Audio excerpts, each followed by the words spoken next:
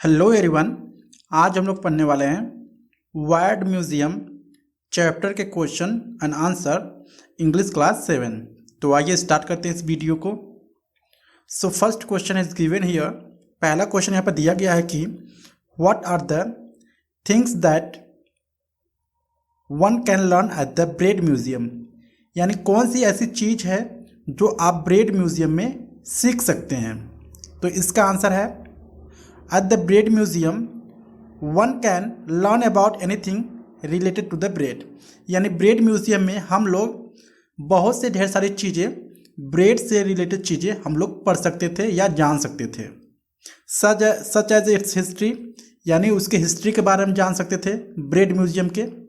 Exhibitions in chronological order about the cultivations of cereal for bread, यानी कौन कौन सी steps and process होती है जब ब्रेड को तैयार किया जाता है। Milling technique of bread, milling technique क्या होता है ब्रेड के बारे में, ये भी सारी चीज़ें हम लोग जानते हैं।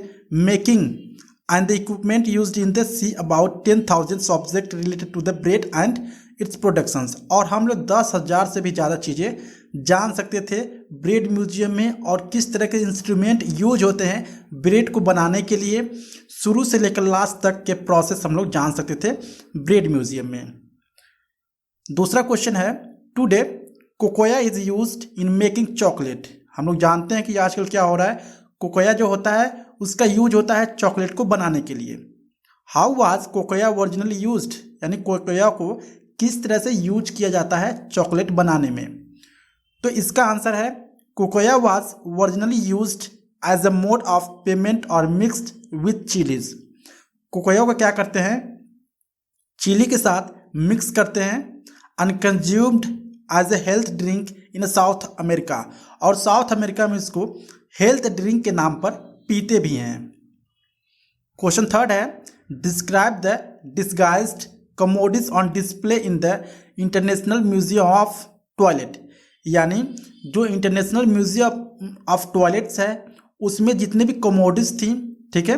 कमोडिस क्या होता है, जिस पे हम लोग बैठकर फ्रेश होते हैं, ठीक है, टॉयलेट करते हैं, उसको बोलते हैं कमोडिस। जो कमोडिस होता है वो ढेर सारे जगहों पर, मतलब इंटरनेशनल म्यूजियम ऑफ टॉयलेट में डिस्प्ले किया गया था, ठीक है। तो कौन कौन सी चीज़ें थी।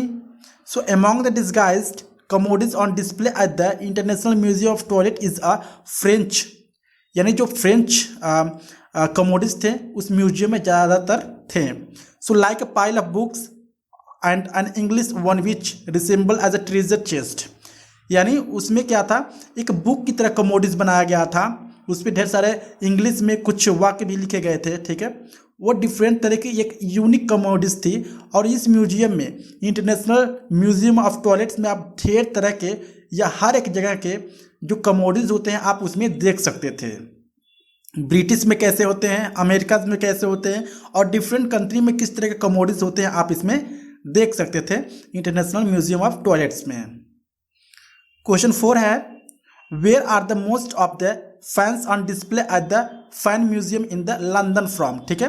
जो लंदन में फैन म्यूजियम था उस म्यूजियम में सबसे ज़्यादा जो फैन थे वो कहाँ का डिस्प्ले किए गए थे। जो फैंस की बात हम लोग करें तो जो हवा खाने वाला फ़ैन होता है हाथ वाला, ठीक है, आप देख सकते हैं इस इमेज में, इस वाले फ़ैन की बात हो रही है। तो सबसे ज़्यादा इस वाले फ़ैन जो थे वो कहाँ से लिए गए थे, यानी किस देश के थे। तो इसका आंसर है most of the fans at the fan museum in London are from the different parts of Europe, ठीक है।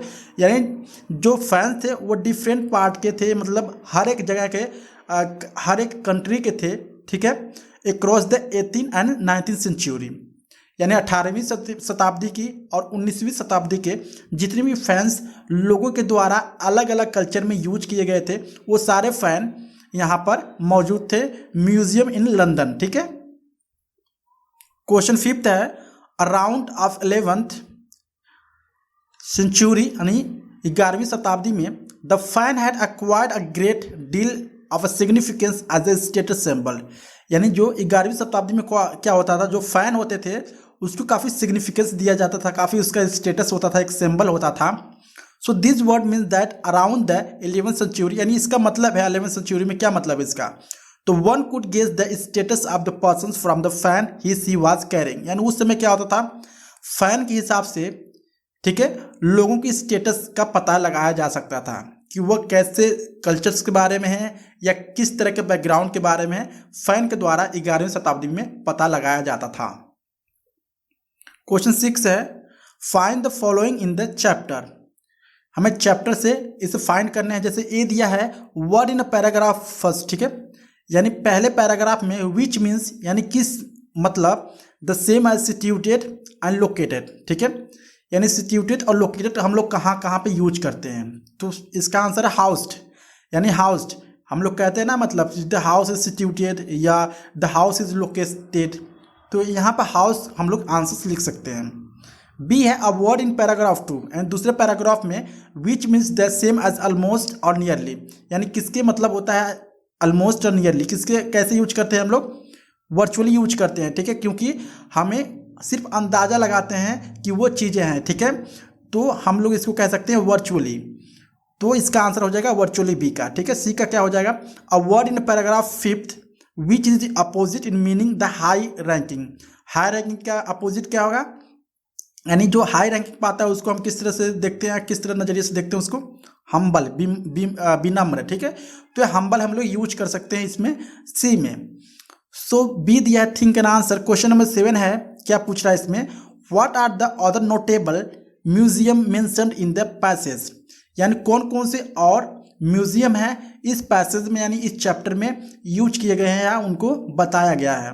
तो इसका आंसर है the other notable museum mention in the passage are the international spy museum, यानी पहला जो है वो कौन सा और दूसरा म्यूजियम मेंशन किया गया है, इंटरनेशनल स्पाई म्यूजियम है जो कि वाशिंगटन में है, यूनाइटेड स्टेट ऑफ अमेरिका में, ठीक है, पहला हो गया। दूसरा है a museum dedicated to the gold, यानी एक ऐसा म्यूजियम है जो गोल्ड के, उसमें डिफरेंट तरह के गोल्ड रखे जाते हैं, ठीक है, कॉल्ड म्यूसोडेल, उसको म्यूसोडेल के नाम से जाना जाता है। ओरो इन बगोटा में है, कोलंबिया में पड़ता है जो, ठीक है, एंड टिट्यूक एंड किचन यूटेंसिल्स, और किचन के जितने भी सामान होते हैं वो कौन सी म्यूजियम में होता है या कौन सी म्यूजियम में है, म्यूजियम इन सियोल, उसका नाम है म्यूजियम इन सियोल, जिसमें बर्तन के जितने भी पार्ट होते हैं उसमें रखे जाते हैं। 8 है why has the chapter been given the title wide museum, यानी इस चैप्टर का वाइड म्यूजियम टाइटल यानी नाम क्यों रखा गया। Do you agree with the title, क्या आप इस टाइटल जो वाइड म्यूजियम है आप उससे एग्री हैं। तो इसका आंसर है the chapter has been called wide museum because it tell us about kinds of unconventional museums, ठीक है, यानी इस चैप्टर का वाइड म्यूजियम इसलिए नाम रखा गया है क्योंकि ये डिफरेंट तरह के या डिफरेंट तरह के यूनिक, ठीक है, हम बोल सकते हैं यूनिक म्यूजियम है, और ये डिफरेंट तरह के अनकन्वेंशनल म्यूजियम के बारे में बताता है। That store this unusual items, और उस म्यूजियम में डिफरेंट तरह की अनयूजुअल आइटम्स रखी हुई रहती हैं। So yes I agree with this title as it seem to be aptly describe the kinds of museum, ठीक है, हाँ मैं एग्री हूँ इस तरह के म्यूजियम है, ठीक है, क्योंकि ये जो म्यूजियम वाइड म्यूजियम रखा गया है वो म्यूजियम के बारे में ही इसमें बताया जा रहा है, और डिफरेंट तरह के म्यूजियम के बारे में बताया जा रहा है जो कि हम लोग सोच भी नहीं सकते कि इस तरह के म्यूजियम भी कभी होंगे। So that are being talked about, if I had to rename the chapter I would call it, अगर हम इस चैप्टर के नाम को वाइड म्यूजियम से अगर हम लोग बदलना चाहें, रीनेम करना चाहें, so world most unusual museum, मैं रख सकता हूँ वर्ल्ड मोस्ट अनयूजुअल म्यूजियम्स, ठीक है, क्योंकि इसमें ऐसी ऐसी चीज़ें हैं और ऐसे ऐसे चीज़ों के बारे में बताया गया है कि कभी हम लोग उसकी कल्पना भी नहीं कर सकते हैं। सो क्वेश्चन 9 यहाँ पर है, what does the dedicating a museum to a certain object, यानी क्या होता है जब हम लोग किसी नाम पर या किसी चीज़ पे क्या करते हैं, हम लोग म्यूजियम बना देते हैं, ठीक है, या किसी ऑब्जेक्ट के नाम पर हम लोग म्यूजियम बना देते हैं, उसको डेडिकेट कर देते हैं। आर्ट, लाइक आर्ट है, और पर्सन्स, किसी पर्सन्स के नाम पर भी म्यूजियम बना देते हैं, उसमें ढेर तरह के लोग रहते हैं, ठीक है। सो क्या है आंसर इसका, dedicating the museum to the any art object और persons display the commitment of the museum and its management that particular causes, ठीक है।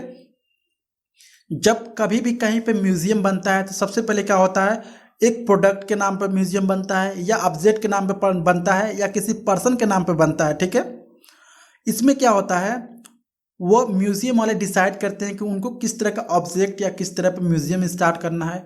उसी ऑब्जेक्ट को चुनते हैं, उसी पर्सन को चुनते हैं जो यूनिक होता है, ठीक है, जो यूनिक होता है और उसका महत्व हो, इम्पोर्टेंस हो और उसका हिस्ट्री हो, उसी ऑब्जेक्ट को पिकअप किया जाता है और उसी पर म्यूज़ियम बनाया जाता है, ठीक है। जैसे कि ब्रेड म्यूज़ियम है, तो उसमें जो है डिफरेंट तरह के म्यूज़ियम के बारे में, डिफरेंट तरह के ब्रेड बनाने का तरीका के बारे में बताया गया है उस म्यूज़ियम में, ठीक है।